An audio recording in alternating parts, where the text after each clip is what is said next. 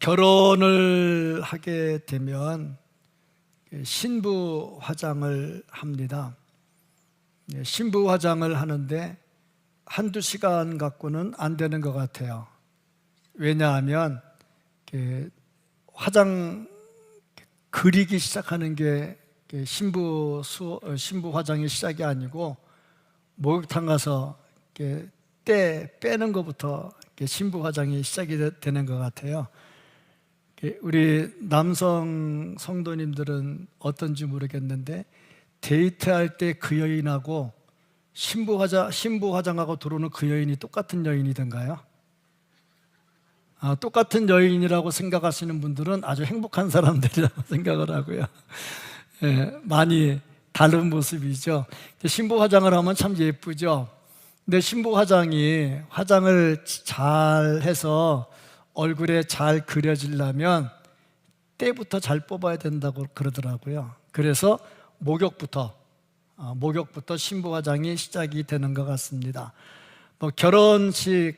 애 결혼식을 처음 해봐서 그랬는데 신부 화장하는 시간에 맞춰서 신랑 아버지도 오라 그러더라고요. 아니 내가 그 시간에 가서 뭐 하려고, 원판이 괜찮은데 가서 굳이 못할 게 뭐 있다고.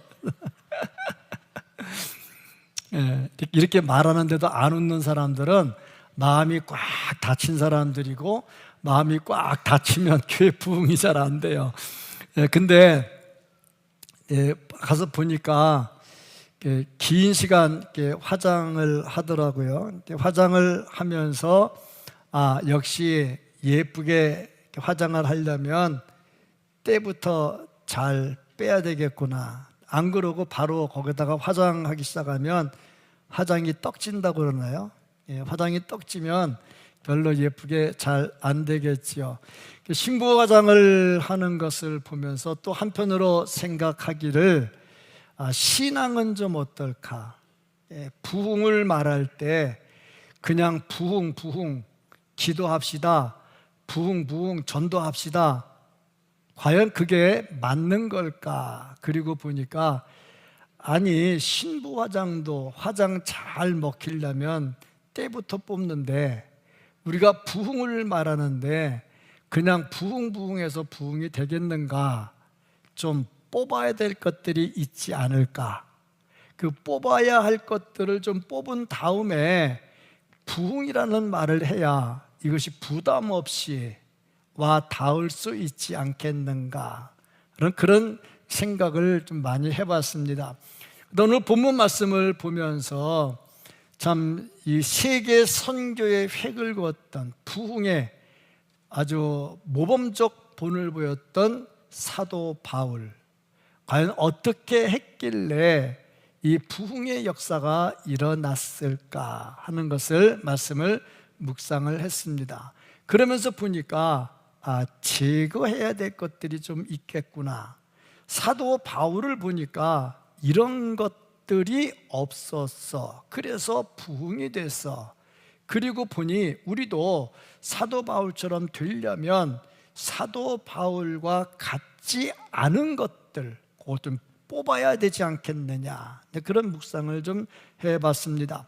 마가복음 2장 1절부터 12절까지 보면 중풍병자가 침상에 누인 채로 친구 4명이 그 침상을 들고 예수님께 오죠. 예수님께 왔는데 사람들이 너무 많아서 들어갈 수 없어요. 그래서 뒤로 돌아서 지붕으로 올라가서 지붕을 뜯고 들어갔다. 우리나라 같이 기와지붕 같으면 뜯고 못 들어갈 것 같아요. 근데 제가 유대인들의 그 집 구조를 보니까 이게 스라브 같은 데다가 중간에 가운데쯤에 이렇게 또 위로 또 올라갔다가 위에 또 이렇게 또 해놨더라고요. 그러니까 이렇게 올라간 데 옆에 창문이 있는데 거기 뜯으면 거기 내려갈 수 있겠더라고요. 그러면 가능하겠다, 그런 생각을 해봤는데 어쨌든 간에 안 된다는 생각은 친구들에게 없었어요. 어떻게 하든지 하면 된다는 긍정적 사고, 그러니까 뭐든지 부정적 사고를 가진 사람에게는 하나님의 역사가 일어나지 않는다. 긍정적 생각을 가진 사람이 액션을 취할 때에 하나님의 기적이 나타난다는 것을 볼 수가 있습니다. 요 중풍병자를 보면서 이렇게 설명하는 신학자들도 있습니다. 중풍병자가 누구냐? 자기가 스스로 걸어서 교회 못 나오는 사람, 중풍병자와 같다. 친구들을 가리켜서 그렇게 혼자 교회 못 나오는 사람을 어떻게 가든 데리고 나오는 사람, 이렇게 이야기하는 것을 들은 적이 있습니다. 그럼 중풍병 걸린 사람은 오랜 세월 누워서 꼼짝을 못하고 있었는데 왜 그렇게 됐을까? 원인을 알았다면 원인을 좀 제거하면 되겠죠. 그런데 이 중풍병 환자가 예수님이 오셨다는 소식은 들었어요. 그럼 예수님이 병자를 고친다는 것도 들어서 알고 있어요. 자기도 예수님께 가고 싶어요. 그런데 몸이 말을 안 들어. 참 답답하겠죠. 그때에 누군가가 옆에 없었다면 그냥 그러고 끝나고 말았겠죠. 그런데 그 옆에 친구들이 긍정적인 생각을 가지고 액션을 취함으로 기적이 일어났다. 이걸 보면서 우리도 역시 부흥을 위해서 내가 중풍병자는 아닌가, 부흥을 위해서 나가지를 못하고 있는 누워있는 자는 아닌가, 또 한편으로 내가 데리고 나와야 되는데 데리고 나오지는 못하는 그냥 구경만 하는 친구는 아닌가, 어떻게 하면은 이렇게 부흥을 가로막고 있는 요소들을 제거할 수 있을까? 오늘 말씀 속에서 사도 바울이 어떻게 했는가를 보면서 우리가 내 스스로부터, 내 자신부터 부흥이 돼야 되는데 과연 나는 제대로 부흥하고 있는가? 부흥하지 못한다면 뭐 때문에 못하고 있는가? 그런 것들을 좀 알아서 제거를 해야 되겠죠. 그러면 이걸 제거를 하면 그 다음부터 화장발 잘 받듯이 부흥이라는 말씀이 쏙쏙 들어오게 될 겁니다. 오늘 말씀을 통해서 부흥을 제거하는 먼저 이 교회, 내 교회, 이 교회, 이 성전된 나 자신부터 부흥에 장애되는 요소가 있다면 뭘까? 나는 뭐 때문에 걸림돌이 돼서 부흥의 핵심 멤버가 되지 못하고 있는가? 이걸 좀 제거한다면 나도 부흥이 될 거고, 나와 너가 같이 부흥되면 우리 교회도 부흥될 줄로 믿습니다. 오늘 말씀 속에 은혜가 충만하기를 주님의 이름으로 축복합니다. 먼저 이 말씀을 통해서 볼 수 있는 것, 사도 바울을 보니까 하나님의 계시에 대해서 전적으로 순종하고 따라갔다는 거죠. 그러니까 부흥에 장애되는 요소 첫째가 뭐냐? 하나님의 계시를 무시하는 거, 하나님의 계시를 잘 모르는 거, 요거를 먼저 제거시켜야 되겠다 하는 거죠. 6절부터 10절까지 말씀을 보면은 성령이 아시아에서 말씀을 전하지 못하게 하시거늘, 그러니까 사도 바울은 아시아에 가서 복음을 전하려고 그랬어요. 아시아, 우리나라도 아시아죠. 근데 저기서 말하는 아시아는 요한계시록 2장 3장에 나오는 아시아, 그 요한계시록에 나오는 7개의 교회, 거기 가서 복음을 전하려고 사도 바울이 다 계획을 세웠어요. 그래서 어떻게 했느냐? 부르기아와 갈라디아 땅으로 다녀가서 무시아 앞에 이르러 비두니아로 가고자 애쓰되 열심히 막 계획을 세우고 최선의 노력을 다한 겁니다. 그런데 예수의 영이 허락하지를 않아요. 여기서부터 이제 문제가 시작이 됩니다.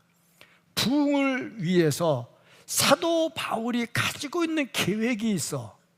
그런데 예수의 영이 허락하지를 않아. 이때 사도 바울이 어떻게 했느냐? 이게 이제 부흥이 되느냐 안 되느냐의 차이점이다 하는 거죠. 이때 예수의 영이 허락하지 않아서 사도 바울은 어떻게 했느냐? 무시아를 지나 드로아로 내려갔는데 밤에 환상이 바울에게 보이니 마게도냐 사람 하나가 서서 그에게 청하여 이르되, 마게도냐는 유럽 지역입니다. 빌립보 지역이죠. 유럽 지역에서, 아니 아시아로 가려고 했는데 유럽 지역의 사람이 손짓을 하는 거야. 와서 우리를 도와달라 하거늘. 그때 마게도냐로 건너와서 우리를 도우라 하거늘 바울이 그 환상을 보았을 때 어떻게 했느냐? 마게도냐로 떠나기를 힘썼다. 그러니까 자기 계획이 아닌 하나님의 계시를 따라갔다는 겁니다. 바울이 그 환상을 보았을 때 우리가 곧 마게도냐로 떠나가기를 힘쓰니 이는 하나님이 저 사람들에게 복음을 전하라고 우리를 부르신 줄로 인정함이러라. 그러니까 자기는 아시아에 가서 복음을 전하려고 계획을 다 세우고 그리로 가고 있는 중이고 힘쓰고 있었어요. 그런데 예수의 영이 허락지를 않아. 그리고 유럽으로 가라고 그래. 요때에 바울이 그대로 받아들입니다. 부흥은 어디서 시작이 되느냐? 내 계획과 내 생각이 아닌 하나님의 뜻을 찾아가는 데서 부흥이 시작이 됩니다. 그런데 왜 사람들이 하나님의 계획을 따라가지 않느냐? 내 생각이 강한 거야. 내 생각을 포기하기 싫은 거야. 그러면 하나님의 계시가 뒷전으로 밀립니다. 뒷전으로 밀리면 어떻게 되느냐? 부흥은 물 건너간다는 얘기죠. 자, 그러면 어떻게 해서 사도 바울이 이렇게 하나님의 뜻을 알 수가 있었느냐? 그것은 기도입니다. 기도할 때에 분명히 나타났어요. 드로아 지역에서 그 앞에 있는 바다를 바라보면서 유럽 쪽을 향해서 바라보면서 기도할 때에 하나님의 영이 나타나가지고 아시아로 가지 못하고 유럽으로 가라고 그랬어요. 그러고 보니까 하나님의 뜻을 알 수 있는 비결이 어디에 있느냐? 기도에 있었다 하는 거죠. 그러니까 기도할 때에 하나님의 뜻을 알 수가 있었고, 하나님의 뜻을 아니까 하나님의 뜻에 순종할 수가 있었다 하는 거죠. 그러니까 우리가 부흥을 위해서 어떻게 해야 되느냐? 기도해야 되는데, 기도하면서 뭐 해야 되느냐? 하나님의 뜻을 알아야 된다는 거죠. 하나님의 뜻을 알면 어떻게 해야 되느냐? 순종해야 된다는 거죠. 그런데 순종하지 못하는 이유가 뭐냐? 내 뜻이 워낙 강해. 자, 그리고 보니 하나님하고 타협해. 하나님, 저도 알겠는데요, 내 사정을 하나님이 아시잖아요. 이렇게 또 하나님하고 타협하려고 그래. 그러면 내 자신이 부흥이 안 돼. 내 자신이 부흥하려면 기도해야 된다. 그러면 좋다. 하나님, 제가 기도해야 되니까요, 내가 기도할게요. 하나님께 엎드려서 하나님께서 좋아, 너 좋아, 기도할 테니까 새벽에도 잘 나오고 저녁에도 잘 나와라 할 때 하나님 내 사정 아시잖아요. 그러면 그때부터 안 되는 거지. 어떻게 해야 되느냐? 하나님의 뜻을 알았으면 하나님의 뜻을 그대로 따라가야 된다는 겁니다. 그럴 때에 부흥이 시작이 된다는 거야. 이 다음 단계가 뭐냐면 인내력입니다. 참고 가야 돼. 사도 바울이 하나님의 뜻을 알아서 빌립보 지역으로 가서 복음을 전하는데 첫 방에 생긴 문제가 뭐냐? 매 맞고 감옥에 갇히는 거였어요. 엄청나게 매 맞았어.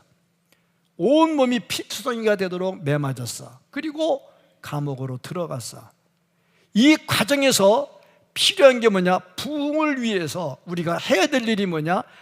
아무리 어려워도 참고 견뎌야 된다는 겁니다. 그때 부흥의 놀라운 역사는 일어나게 된다는 겁니다. 결심이라고 하는 것은 처음 먹은 마음이 계속 유지가 돼서 열매를 맺도록 해주는 겁니다. 이게 결심이죠. 그런데 작심삼일이다. 3일이 안 넘어가. 그러면 어떻게 하면 작심삼일을 극복해 나갈 수가 있을까? 작심삼일을 넘기는 방법, 3일마다 한 번씩 결심하면 돼. 3일마다 한 번씩 결심하면 또 결심하고 3일 가고 결심하고 3일 가고 그러면 돼. 그래서 우리나라가 수요 예배를 만들어서 작심 3일이야 은혜 받고 내가 잘해야지 그랬는데 깨져. 그래서 수요 예배 나오는 거야. 또 작심 3일 하면 주일까지 또 가는 거야. 이럴 때 되면은 아멘 하면 수요 예배 또 나와야 되잖아. 자, 그러니 지금 하나님의 계시가 나한테 지금 오고 있는데 지금 나 인간적 생각으로 하나님하고 자꾸 타협을 해. 근데 내가 부흥이 안 되는 거야. 내가 부흥이 되려면 어떻게 해야 되느냐?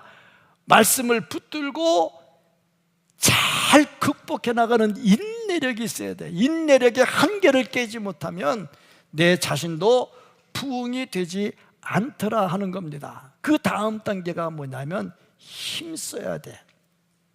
사도 바울이 아시아로 가려고 힘썼잖아요. 그 힘쓴 건 못지않게 이제 하나님께서 유럽으로 가라 하니까 유럽으로 가는데 엄청나게 힘을 썼어요.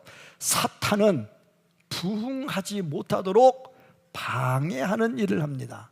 부흥은 힘써야 되는 것이지 가만히 앉아서 있는데 주어지는 게 아닙니다. 내 자신이 부흥하고 싶다 그러면 힘써야죠. 기도해야 된다, 기도에 힘써야죠. 찬양한다, 찬양에 힘써야죠. 힘써야지 되지. 예수님도요 말씀하시기를 천국은 침노하는 자들의 것이라 그랬어요. 천국은 하나님이 선물로 주는 거거든요. 선물로 주는 건데 뭐가 필요해? 그냥 받으면 되지. 그런데도 예수님 말씀하기를 천국은 침노하는 자들의 것이라 그랬어요. 그만큼 힘써야 된다는 겁니다. 내가 부흥하려면 내가 힘써야 돼. 기도에 힘써야 되고 찬양할 때도 그냥 찬양하는 게 아니고 힘써서 찬양해야 되고요. 열심을 다해서 찬양해야 되고요. 누가 그러대? 옛날에 부흥사들이 늘 그래서 나 어릴 때 들어가지고 잊어버리지도 않아. 울어도 못하네, 참아도 못하네, 힘써도 못하네. 그게 애견할 때 하는 거라며.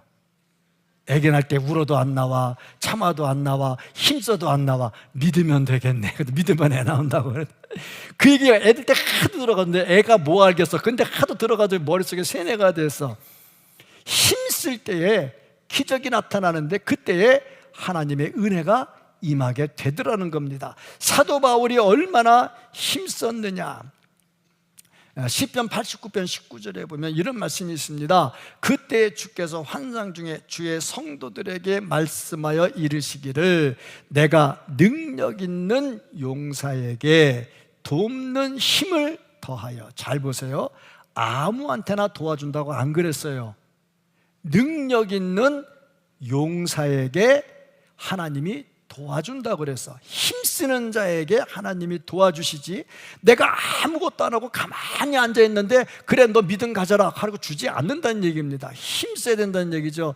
백성 중에서 택함 받은 자를 높였으되 하나님께서 높여주시고 힘쓰는 자에게 더 하나님께서 은혜를 베풀어 주신다는 겁니다. 창세기 3장 19절 말씀을 보면요 내가 흙으로 돌아갈 때까지 얼굴에 땀을 흘려야 먹을 것을 먹으리니. 땀을 흘려야 먹을 것을 먹는다. 힘쓰지 않고는 되는 게 없어요. 정말 그렇습니다. 힘써야 되지요. 그러니까 부흥을 위해서, 내 자신의 부흥을 위해서, 교회의 부흥을 위해서 기도에 힘을 쓰는데 얼마나 내가 눈물을 흘리며 기도하고 있는가. 자식을 위해서 기도할 때 얼마나 눈물을 흘려가면서 기도하고 있는가. 한숨 쉬는 게 문제가 아니고 눈물을 흘려야 되겠죠. 가족 구원을 위해서 눈물을 흘리면서 힘써야 되겠죠. 힘쓸 때에 부흥의 역사가 일어난다. 사도 바울은 어땠느냐? 로마서 9장 3절 말씀을 보면은 나의 형제 곧 고륙의 친척을 위하여 내 자신이 저주를 받아 그리스도에게서 끊어질지라도 원하는 바로다. 자기가 그리스도에게서 끊어지는 한이 있더라도 가족, 고륙, 친척을 전도하려고 힘쓰겠다는 얘기죠. 뭐든지 힘쓸 때에 부흥의 역사가 일어난다. 4명의 친구가 중풍병 걸린 자기 친구를 위해서 힘쓰니까 치료의 역사가 나타났지요. 힘쓰지 않는 자에게 어찌 일어날 수가 있겠는가. 정말 내 자신의 부흥을 위해서 교회의 부흥을 위해서 열심히 힘써서 부흥을 체험할 수 있기를 주의 이름으로 축복합니다. 그 다음에 사도 바울에게서 볼 수 있었던 것이 뭐냐면 마음을 열어요. 그러니까 마음이 닫히면 부흥은 안 돼요. 제가 지금 말씀을 전하고 있는데 이 말씀을 전할 때에 마음을 활짝 열어야 이 말씀이 들어와요. 마음을 열지 않으면 내가 아무리 능력의 말씀 전해도 감동이 안 됩니다. 바리새인들은요, 마음을 딱 닫으니까 예수님이 전해도 마음의 은혜가 안 됐습니다. 예수님께서는요, 뭐라고 말씀했냐면 돼지에게 진주를 걸어주는 것은 의미가 없다고 그랬어요. 제가 이 말씀하면 혹시 또 성도들 간에 삐질지 모르겠어. 제가 지금 진주 목걸이를 던지고 있거든요. 알아들었어요? 제가 지금 진주 목걸이 던지고 있어요. 여러분, 받을 만한 가치가 없으면 뭐가 되는 거예요? 그렇게 되는 거예요. 저는 뭐라고 안 그랬어요. 여러분이 여러분 입으로 그랬어요. 그렇죠? 저는 지금 주님의 말씀 진주 목걸이를 좀 던지고 있는 거야. 근데 던져 받을 만한 자격이 되면 이게 뭐냐? 마음의 문을 여는 거예요. 마음의 문을 열면요, 이 말씀이 와서 닿습니다. 사무엘상 3장 10절 말씀을 보면은 여호와께서 임하여 서서 전과 같이 사무엘아 사무엘아 부르시는지라 사무엘이 이르되 말씀하옵소서 주의 종이 듣겠나이다. 이게 마음의 문을 여는 거예요. 이 마음의 문을 열 때에 이 말씀이 은혜가 되는 거죠. 사도 바울이 열심히 나가서 복음을 전했어요. 힘써서 전했어요. 그때 루디아의 마음이 활짝 열렸어요. 루디아의 마음이 열려가지고 바울을 영접했어요. 영접해서 바울과 함께 복음을 전해서 그 집이 교회가 됐어요. 보세요. 부흥은 어디서 시작이 되느냐?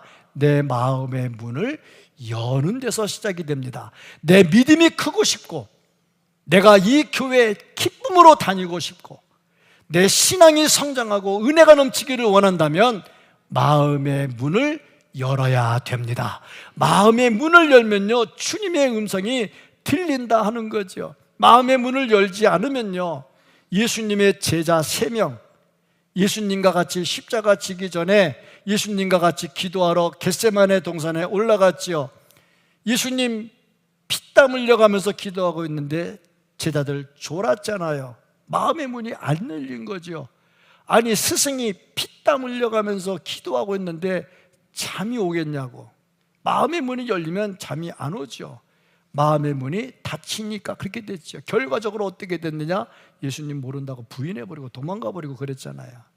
마음의 문이 닫히면요, 부흥은 멀리 도망가버려요. 항상 하나님께 마음의 문을 열고 말씀을 받아들이고 은혜를 받으시기를 축복합니다. 그래야 부흥의 역사가 일어난다는 거죠. 그 다음에 사도 바울을 보니까 기도를 열심히 했어요. 부흥은 역시 기도해야 된다. 그러니까 부흥을 장애하는, 부흥을 가로막는 장애 요소가 뭐냐? 기도를 안 하는 겁니다. 기도를 쉬는 거죠.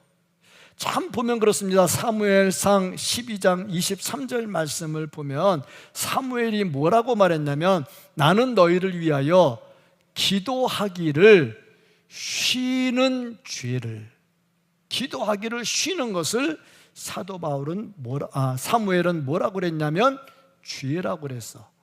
기도하기를 쉬는 죄를 여호와 앞에 결단코 범하지 아니하고 선하고 의로운 길을 너희에게 가르칠 것인지요. 기도하기를 쉬는 것을 죄라고 그래서 사탄은 우리에게 기도하지 마라 그렇게 가르치지 않는 것 같아. 제가 생각할 때는. 그럼 뭐라고 그러느냐? 조금만 쉬었다 해라. 지금은 상황이 그러니까 조금 있다가 해라. 그리고 조금 있다가 하면 요것도 상황이 지나가다니까 조금만 있다가 해라. 그러면 결국에 어떻게 되느냐? 기도 안 하게 돼. 우리 중에는요, 나쁜 사람이었고 신앙이 무딘 사람이 없어요. 그래서 목사가 기도합시다 그러면 아멘 잘해요. 그래 아멘 잘합니다. 그렇죠? 아멘 잘한다니까요. 근데 아멘 잘하는데 사탄이 뭐라 그러냐면 그래 아멘 했지 잘했어. 근데 오늘 말고 내일부터 하자. 내일 가면 오늘도 상황이 또 그랬잖아. 내일 하자. 이게 사탄의 전략이야. 제가 수시로 하는 얘기인데 잘 잊어버려요. 근데 치매는 아니에요. 건망증이 좀 있어서 치매는 아니에요. 잘 잊어버리는데 아내한테 뭐 하나 해달라고 그러면 알았어요 그러고 이제 지나가면 그 다음에는 안 해줘도 난 몰라요. 잊어버렸거든. 그래서 아내가 아니요 소리는 잘 안 해요. 네 알았어요 그러고 이제 지나가면 다 잊어버리면 끝나는 거예요. 아니요 소리를 잘 안 해요. 그래서 가끔 한 번씩 기억날 때가 있어요. 예, 그때를 대비해서 또 잘 해주긴 잘 해줘요. 어쨌든 간에 보면 그래요.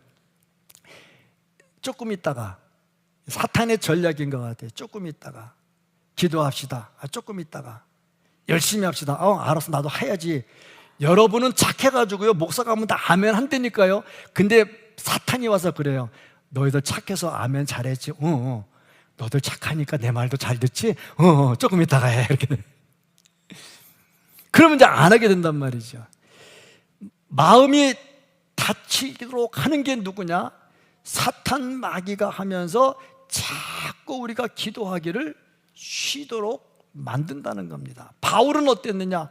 그 매맞고 피범벅에 대해서도 감옥에 가서도 기도를 합니다. 베드로와 요한은요 기도하러 가다가 나면서부터 안진병이 된 사람을 일으켜 세웠습니다. 기도할 때 놀라운 역사들이 일어나죠. 그러니까 교회가 부흥을 원한다면 내가 먼저 부흥이 돼야 돼. 내가 먼저 부흥이 되려면 어떻게 되느냐? 기도하기를 쉬는 것은 죄라고 그랬으니 죄를 범하지 말아야죠. 기도를 해야죠. 물론 집에서 기도해도 돼요. 또 여러 곳 다른 데 가서 기도해도 돼요. 모임에 가서 기도해도 얼마든지 됩니다. 그럼에도 불구하고 교회가 모여서 기도하자 할 때 모여서 기도하면 부흥의 역사는 일어납니다. 근데 이런 거 저런 거 다 안 하면서 왜 교회가 부흥이 안 됩니까? 그러면 나부터 먼저 부흥이 돼야 되잖아. 나부터 먼저 부흥이 안 되는데 어떻게 교회가 부흥이 되겠냐고. 기도하기를 쉬는 죄를 범하면서 어떻게 그렇게 되겠냐고요. 그러니까 부흥하는데 절대 장애 요소 기도하기를 쉬는 죄 다 제거해 버릴 수 있기를 축복합니다.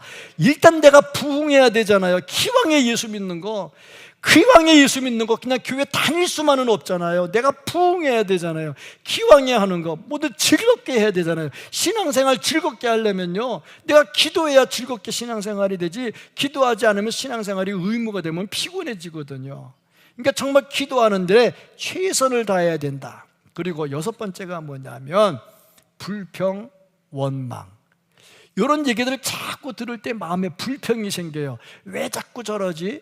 왜 자꾸 닥달을 하지? 전 닥달하는 게 아니라 부흥하자고 말씀을 진주 목걸이를 좀 던지고 있는 거거든요. 근데 자꾸 마음속에 불만이 생기도록 사탄이 자꾸 집어넣어요. 마음속에 불만이 생기는 이유는 착한 내 마음이 아니라 나쁜 사탄이 자꾸 내 속에 들어와서 나를 자꾸 충동질하는 겁니다. 이거를 끊어버릴 수 있어야 돼요. 사탄아 물러가라. 불평과 원망이 생기는 것은 전부 다 그렇습니다. 왜 불평과 원망이 생기느냐? 불평과 원망이 생기는 첫 번째 이유, 나 때문이 아니라 너 때문이야. 너 때문. 다른 사람 때문에 된다 그러면 자꾸 불평이 생겨. 내가 불평이 생기는 이유, 나 때문이라고 생각하지 않기 때문이라는 거죠. 두 번째, 아무리 노력해도 하나님이 안 도와주시네. 기도 한두 번 해봤나 지금까지 했는데 안 되네. 요때 이제 불평이 생기죠. 사탄은 계속 틈새를 파고 들어와가지고 갈라치기를 해요. 이 공산당들의 주특기가 뭐냐면 들어와서 갈라치기 하는 거거든요. 북한이 쳐들어온다. 북한이 무서운 게 아니에요. 북한이 쳐들어온다면 우리나라 남한이 갈라치기 당해요. 갈라치기 딱 하거든요. 우리끼리 싸워요. 그럼 망하는 거거든요. 갈라치기가 이렇게 무서운 거예요. 사탄의 전략이 뭐냐? 갈라치기를 하는 거예요. 자꾸 들어와서 불평하도록 만들어. 야, 너 왜 불평해? 그런데 사실이 그렇잖아. 들어보면 사실은 또 맞거든. 근데 불평할 줄 모르는 사람은 사실을 몰라서 불평 안 합니까? 사실 알아요. 그래도 교회를 위하니까 그냥 덮어놓고 가는 거죠. 그런데 사탄은 와가지고 자꾸 갈라치기해. 네가 바른 말 해야지. 너 아니면 이 말 할 사람 누가 있냐? 그 너밖에 없잖아. 자꾸 갈라치기를 자꾸 한다니까. 그러다 보면 들은 사람들 불평은요, 들으면 자꾸 커지게 돼 있어요. 불만은 들어오면요 자꾸 커지게 돼 있어요. 그러니까 내가 불평과 원망이 들어왔다 그러면 이미 나는 부흥을 문 닫아버린 거야. 내가 부흥이 되려면 내 속에 불평과 원망은 떨쳐버려야 돼. 욥의 아내는 불평이 많았어요. 그래서 자기 남편에게 한 말이 뭐냐? 하나님 욕하고 죽으라고 그랬거든. 내가 지금 아픈데 내 아내가 저한테 와가지고 목사가 아프냐? 하나님 욕하고 죽어라. 이렇게 말하면 내가 뭐라고 그랬어요? 얼마나 속이 상하겠어. 내 아내 절대 그럴 사람이 아니기 때문에 내가 얘기를 합니다만 그렇잖아. 아니 남편이 아파 죽게 됐는데 옛날에 돈 잘 벌고 할 때는 내 남편 하다가 이제 병들어 죽게 되니까 하나님 욕하고 죽으라고. 이게 말이 되냐고. 그런 사람들에게는 하나님의 축복이 안 오죠. 그런데 욥은 어땠어요? 불평하지 않았어요. 원망하지 않았어요. 갑절의 축복이 임했습니다. 부흥하는 사람 갑절의 축복이 임합니다. 자, 그리고 사도 바울을 보면서 또 뭘 볼 수 있느냐? 감사와 찬송이 끊이지 않았다 하는 겁니다. 감옥에 들어가서 사도 바울이 뭐 했습니까? 피범벅이 된 상태에서도 감사하고 기도하고 찬송을 했어요. 그때에 간수가 놀라는 거 아닙니까? 간수가 놀라잖아. 감옥 문이 열려서 도망가자. 도망도 안 가. 감사 찬송하는 사람이 도망갈 일이 없잖아. 그래서 간수가 사도 바울을 자기 집으로 데리고 가잖아. 아니 이것도 문제가 있어. 아니 죄수를 어떻게 끌어다가 자기 집으로 가져가냐고. 그것도 문제가 있어. 근데 그렇게 했어. 다 씻은 피 닦아주고 옷 갈아입히고 밥 먹이고. 내가 어떻게 해야 영생을 얻을 수 있습니까? 구원을 얻을 수 있습니까? 주 예수를 믿어라. 그래야만 너와 네 집이 구원을 얻으리라. 부흥의 역사가 막 일어나잖아. 감사하고 찬송할 때 놀라운 기적의 역사들이 일어납니다. 예수님께서요 십자가에 달려 돌아가시면서도 옆에 있는 주 예수를 위해서 축복하며 기도하고 백부장들을 위해서 기도하고 지나가는 사람들을 위해서 기도했잖아요. 기도할 때 놀라운 부흥의 역사가 일어나지요. 그들이 주님께로 돌아오잖아요. 박학전 목사님이라고 하는 분이 계셨는데 일제강점기 때 잡혀가서 수많은 고문을 당했어요. 매 맞다가 기절하면 물 끼쳐가지고 또 때리고 또 기절하면 또 물 끼치고 그렇게 기절을 하기를 여러 번 계속하는데 깨어날 때마다 기도한 거예요. 깨어날 때마다 다시 기도한 거야. 그로 인해서 어떤 일이 일어났느냐? 불교 집안이 다 예수께 돌아오게 됐다는 거예요. 그렇습니다. 감사와 찬송과 기도는요 나만 부흥시키는 게 아니라 내 주변도 부흥시키더라 하는 겁니다. 오늘이라고 하는 이 날은 내가 부흥해야 될 날입니다. 내일 부흥하라고 하는 것은 사탄이 주는 마음입니다. 오늘 이 말씀을 듣는 이 시간이 내가 부흥하는 시간입니다.